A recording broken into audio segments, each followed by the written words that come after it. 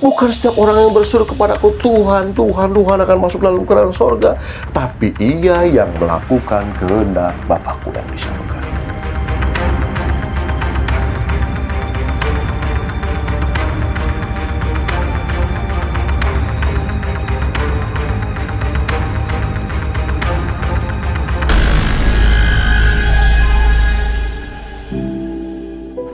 Salam saudara-saudaraku yang kekasih dalam nama Tuhan Yesus Kristus. Puji Tuhan, kembali kita bertemu di dalam siaran daring Yepta Servant of God. Dimanapun saudara berada, salam damai sejahtera dari kami untuk saudara-saudara semua. Dan kiranya kita menjadi orang-orang yang senantiasa mau mendengarkan firman Tuhan dan juga mau melakukan firman Tuhan. Nah, oleh sebab itu saudara-saudaraku yang kekasih, pada saat ini kita akan merenungkan firman Tuhan, supaya kita bisa merenungkannya dan melakukannya. Itu yang pasti. Jadi, salam persekutuan tubuh Kristus bagi saudara-saudara semuanya, dan biarlah kasih Allah menyertai saudara. Baik, kita akan mulai perenungan kita.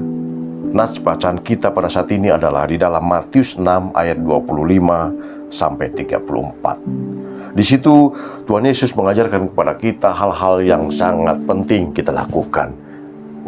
Ada perintah Tuhan, tapi juga seringkali kita merasakan bahwa berat untuk melakukannya. Tapi inilah firman Tuhan, kalau kita mengaku sebagai anak-anak Tuhan, maka hendaknya kita juga mau mengikuti apa yang menjadi perintah Tuhan. Bukan saja yang menurut pemandangan kita enak baru kita lakukan, yang tidak sudah nanti abaikan saja bagian orang lain, ya. Tapi puji Tuhan saudara-saudara, mari kita akan baca Matius pasal 6 ayat 5 sampai 34. Saya akan baca ayat yang ke-25 dulu. Ini adalah kata Yesus kepada kita semua.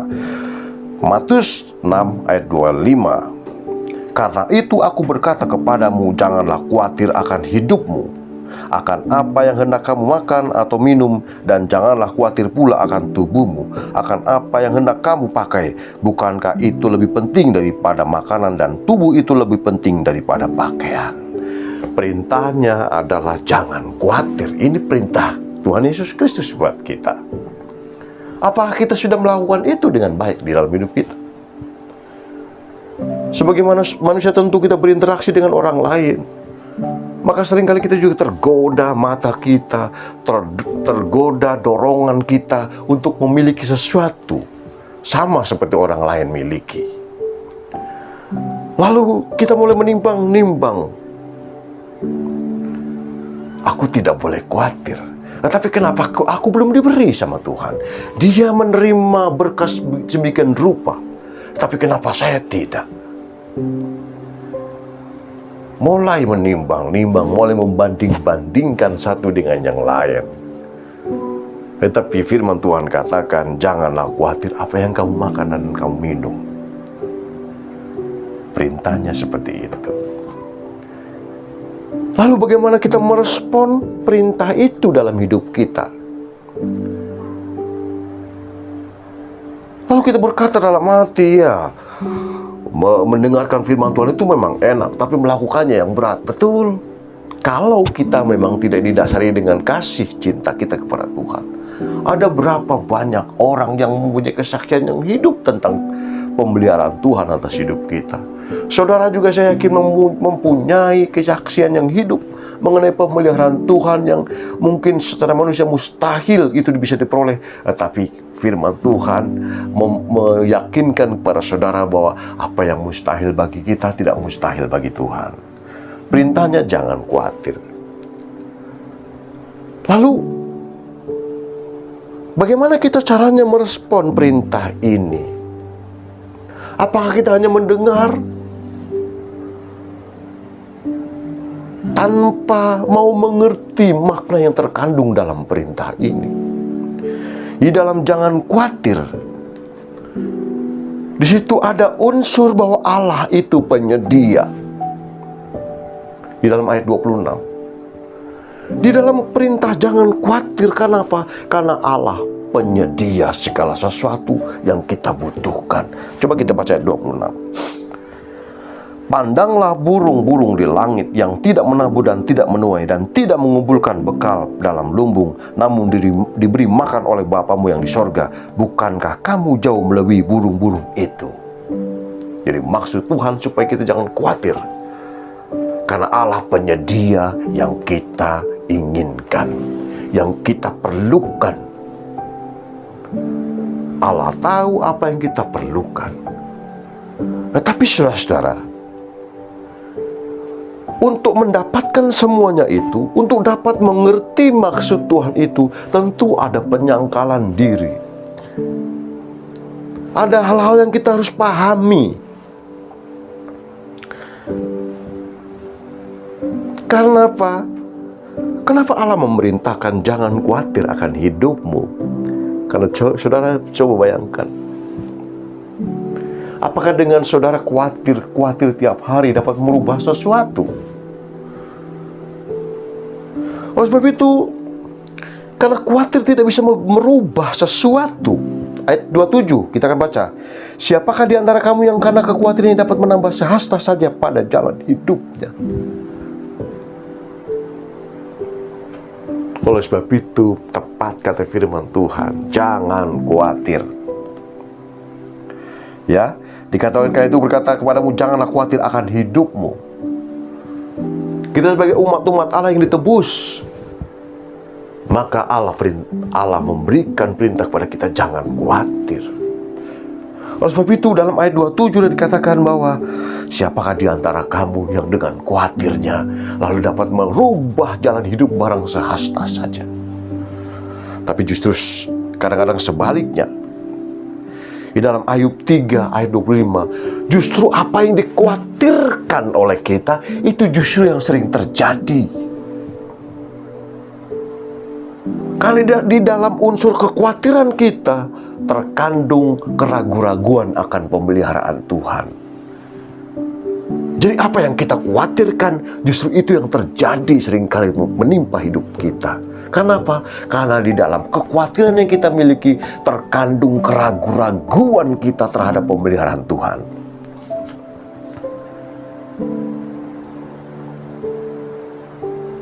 Jadi tepat firman Tuhan katakan, jangan khawatir.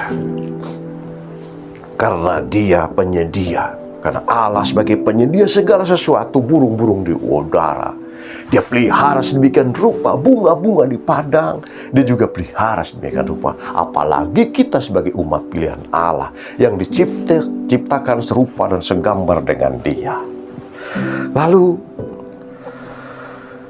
kenapa Tuhan perintahkan, Tuhan berkata jangan khawatir? Karena di dalam ayat 32 kita baca, ayat 32 dikatakan begini. Kita singkat saja supaya saudara bisa merenungkan lagi nanti setelah firman Tuhan ini.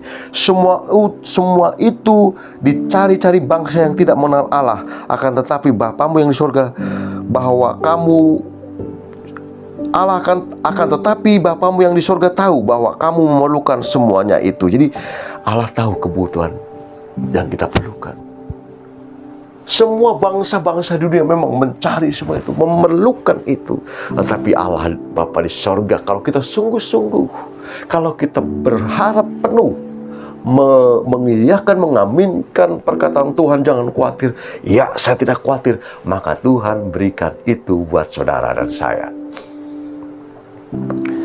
Lalu dalam 1 Petrus ayat 5 dan dalam 1 Petrus 5:7 dikatakan, serahkanlah segala khawatirmu pada Tuhan. Serahkanlah. Tepat seperti firman Tuhan, janganlah kamu khawatir. Maka respon kita adalah serahkanlah segala kekhawatiran kita. Kita mendengar berita, kita melihat tayangan-tayangan, seringkali membuat kita merinding, seringkali membuat kita khawatir akan hari esok, akan apa yang harus kita perbuat, akan kita makan dan sebagainya. Tapi ingatlah janji firman Tuhan, jangan khawatir. Burung-burung di udara Dia pelihara. Lalu bagaimana caranya supaya kita dapat mengaminkan semuanya itu, supaya kita percaya sesungguhnya, supaya pemeliharaan Tuhan itu nyata atas hidup kita? Maka di dalam selanjutnya adalah carilah dahulu kerajaan Allah dan kebenarannya, maka semuanya akan ditambahkan kepadamu.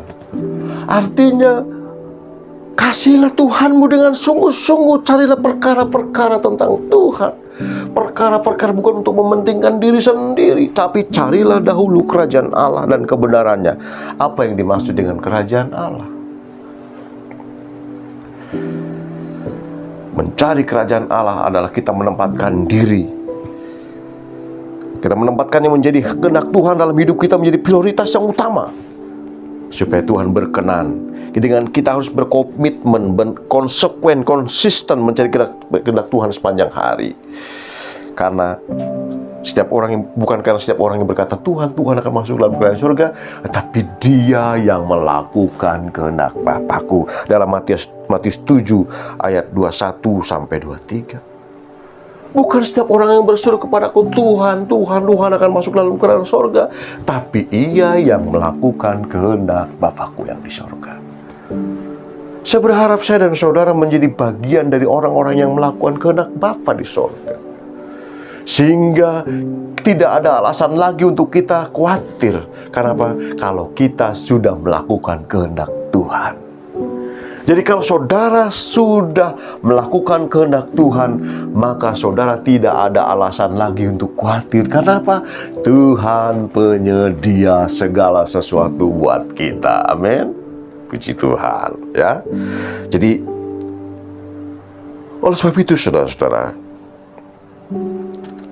supaya kita dapat mempunyai iman yang teguh, iman yang kokoh, tidak goyah, laksana kalau dalam kemah suci, tiang-tiangnya semua tuh, pasak-pasaknya itu atau papan jenang itu berdiri, landasannya adalah tembaga. Alasnya sebagai tembaga. Alasnya dari tembaga berbicara mengenai hukuman. Artinya bahwa kita berdiri yang seharusnya dihukum, yang seharusnya menerima hukuman, tetapi oleh karena korban Kristus sebagai alas kita, sebagai tembaga, Yesus Kristus yang tidak berdosa menjadi berdosa, laksana alas tembaga tadi. Supaya apa? Supaya tiang-tiang itu, papan jenang dalam kemah suci berdiri kokoh tegak karena ada alasnya. Tapi kalau dia berdiri atas pasir, maka dia akan mudah goyah. Mari kita akan baca di dalam Matius 7. Dalam Matius 7 ayatnya yang ke-24. Matius 7 ayat 24, ada dua macam dasar. Di dalam Matius 7 ayat 24 sampai 29 itu berbicara mengenai dua macam dasar. Ini landasan kita supaya kita kokoh iman, kita tidak mudah goyah dan dapat menerima firman Tuhan, dan dapat percaya bahwa kalau Tuhan berkata jangan khawatir, kita tetap berpegang teguh pada perintah itu. Ada dua macam dasar. Dasar yang pertama adalah di dalam ayat yang ke-25, rumah yang dibangun di atas batu karang. Saudara pasti ingat dan sering mendengar bahwa Yesus adalah dasar, yaitu batu karang. Korban Kristus, Yesus sebagai batu karang, sebagai korban. Dengan korbannya dia mampu menjadikan kita orang-orang yang tetap berdiri tegak dalam iman kita. Jadi orang-orang yang menghargai korban Kristus adalah orang-orang yang mampu menjaga imannya, mampu menerima firman Tuhan, dia dan amin. Firman Tuhan katakan jangan khawatir, maka dia tidak akan khawatir. Karena apa? Ia berdiri di atas batu karang atau di atas korban Kristus. Dalam Matius pasal 25, yang pertama adalah di atas batu karang. Lalu rumah yang kedua dibangun di atas pasir, tanah tanpa dasar, jadi mudah goyah. Kalau dalam Lukas 6 ayat 9 itu disebut seperti bangunan yang di tanah tanpa dasar. Saudara tentu memahami ini, terutama orang-orang yang tahu tentang bangunan. bagaimana kondisi bangunan itu. Sebelum berdiri kokoh, disusun bata di atasnya, tentu harus ada pondasi yang kokoh, memenuhi standar dan sebagainya. Sehingga kalau ada goncangan tanah atau ada aliran air dan sebagainya, bangunan itu tetap kokoh, tidak goyah karena ada pondasinya. Tapi coba saudara bayangkan kalau itu tidak memiliki dasar, maka dia akan mudah goyah dan retak. Oleh sebab itu dalam kemah suci, dalam pembangunan kemah suci, maka papan-papan yang mengelilingi atau tiang-tiang yang mengelilingi kemah suci yang berbicara mengenai kita sebagai anak Tuhan bersatu padu, harus landasannya adalah korban Kristus atau di atas tembaga tadi. Yang berbicara mengenai hukuman. Hukuman itu sudah digenapi oleh karena kita yang berdosa, Tuhan Yesus jadi berdosa untuk menyelamatkan kita. Tuhan Yesus mati karena dosa kita untuk kita ditebus. Tuhan Yesus rela menjadi tembaga sebagai alas bagi papan-papan jenang kemah kesuci tadi. Nah, saudara-saudaraku yang kasih dalam nama Tuhan Yesus Kristus, jadi ada dua macam rumah yang dibangun di atas batu karang dan satu di atas pasir. Nah, sekarang pertanyaannya, saudara ini, kita ini kira-kira dibangun di atas dasar apa? Tanah liat kah? Batu karang kah? Nah, kalau saudara mungkin sedang menghadapi masalah lalu saudara goyah, saudara mesti introspeksi diri. Jangan-jangan pondasiku dari tanah liat. Jadi saudara bisa introspeksi diri. Ya Tuhan, kenapa aku goyah? Berarti imanku tidak dilandasi oleh korban Kristus, tapi karena aku mungkin karena ngikut saudara, karena ikut-ikutan menjadi orang Kristen. Lalu saudara begitu ada goncangan sedikit, saudara mulai retak, mulai goyah. Saya berharap saudara mendengarkan siaran ini menjadi orang-orang yang tangguh, yang kokoh, tetap berdiri dalam korban Kristus, supaya terciptanya persekutuan tubuh Kristus yang esa. Persekutuan tubuh Kristus yang menghargai korban Kristus, tidak gampang menghakimi, tidak gampang juga terpecah-pecah, tapi kokoh dan mampu menerima firman Tuhan dengan apa adanya, baik itu yang menurut pemandangan kita baik atau tidak. Tapi sesungguhnya firman itu baik untuk kita, tapi karena kita seringkali menganggap firman itu tidak baik, jika ayat pun dipilih-pilih, oh ini cocok buat saya, oh ini cocok buat dia, A, B, dan C gitu ya. Oke, saudara. Lalu di dalam tabernakel, tembaga itu berbicara mengenai hukuman Allah. Contoh, dalam Ulangan 28 ayat 23, langit jadi tembaga, artinya Allah tidak mau mendengar doa-doa kita. Seolah-olah langit itu penuhi dengan tembaga, tidak nembus, tidak gampang ditembus karena hukuman. Lalu selanjutnya, bumi pun jadi besi dan mengalami bala kelaparan karena tandus tidak bisa ditanami dan sebagainya. Langit bagikan tembaga, bumi bagikan besi, artinya ada bala kelaparan yang besar. Itulah kondisi kita pada saat kita belum mengenal Kristus. Ada kehausan, ada kegersangan, seolah-olah tidak ada harapan lagi pada saat menghadapi masalah. Tapi firman Tuhan dikatakan, jangan khawatir. Ada pemeliharaan dalam Tuhan, ada perlindungan di dalam Tuhan, ada pondasi yang kuat di dalam Tuhan, yaitu Yesus Kristus sebagai pondasi iman kita, sehingga kita tidak goyah. Ada hukum yang mengikat kita, hukum kasih satu dengan yang lain, sehingga kita pun antara satu dengan yang lain mau bergandengan tangan tanpa mempermasalahkan perbedaan itu.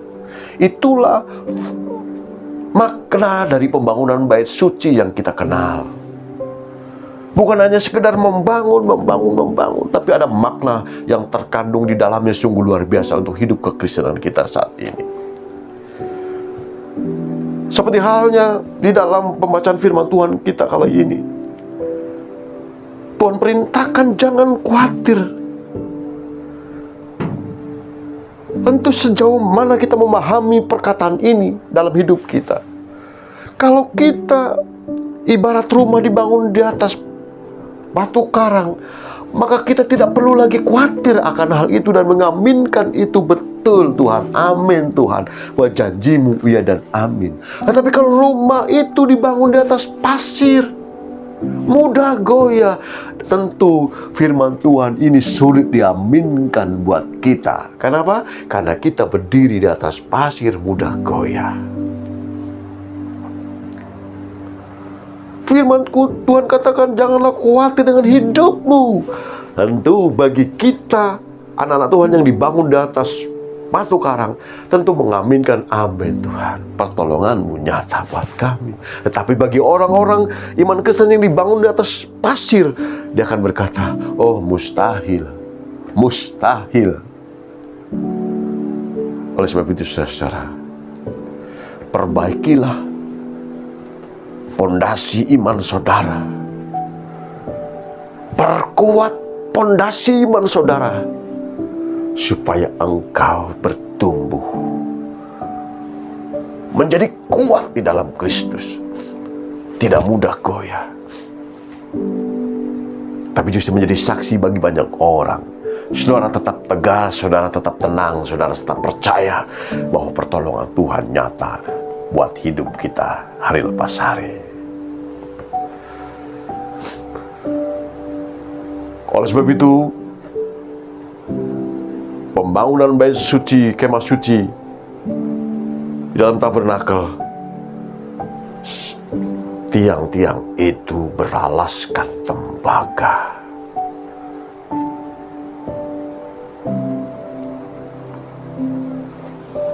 Yesus menjadi korban karena dosa kita. Pendek kata bahwa tiang-tiang itu dapat berdiri kokoh oleh karena Yesus yang sudah berkorban buat kita sebagai anak-anak Tuhan, sebagai bangunan bait suci satu dengan yang lain. Oleh sebab itu mungkin kalau dalam persekutuan tubuh Kristus ada yang goyah, barangkali kita perlu introspeksi diri. Mungkin saudara kita dibangun imannya bukan di atas tembaga korban Kristus tadi. Ayo kita perbaiki satu dengan yang lain, tanpa harus mencela, tapi kita bangun imannya supaya semua bergandengan tangan seperti papan-papan jenang dalam kemah suci yang memagari itu, atau tiang-tiang itu yang bisa berdiri supaya lainnya bisa berdiri. Maka diperlukan dasar yang kuat, tidak goyah karena itu di padang pasir yang labil. Saudara-saudaraku yang kasih dalam nama Tuhan Yesus Kristus, berbahagialah kita yang senantiasa merenungkan firman Tuhan dan melakukan firman Tuhan dalam hidupnya. Dan kiranya Allah memberikan kita hikmat yang besar untuk memahami, mengerti maksud firman Tuhan dalam hidup kita. Saya berharap saudara dibangun di atas batu karang yang kokoh, sehingga saudara saat menghadapi masalah, problem, tetap kokoh berdiri, menjadi saksi-saksi Kristus. Jangan khawatir akan hidupmu, karena saudara adalah dibangun di atas batu karang. Maka tidak ada alasan saudara untuk khawatir akan hidup di dunia ini, atau hidup, menjalani hidup sebagaimana adanya kita. Kita percayakan seluruh hidup kita ke dalam tangan Tuhan. Supaya apa? Supaya kita mengenapi firman Tuhan. Jangan khawatir. Maka kita tidak perlu berkata, aku khawatir. Kenapa? Karena kita berdiri di atas batu karang yang kokoh, bukan di atas pasir yang mudah goyah. Amin saudara-saudara. Puji Tuhan, dan kiranya Tuhan berkati saudara-saudara semuanya. Dan salam persekutuan tubuh Kristus, salam buat saudara-saudara semua. Bila firman Tuhan yang disampaikan dengan sederhana, tapi memiliki efek yang luar biasa dari hidup saudara, karena kita adalah orang-orang yang mencintai Tuhan Yesus Kristus. Amin. Puji Tuhan dan salam persekutuan tubuh Kristus. Sampai jumpa di acara selanjutnya. Haleluya. Amin.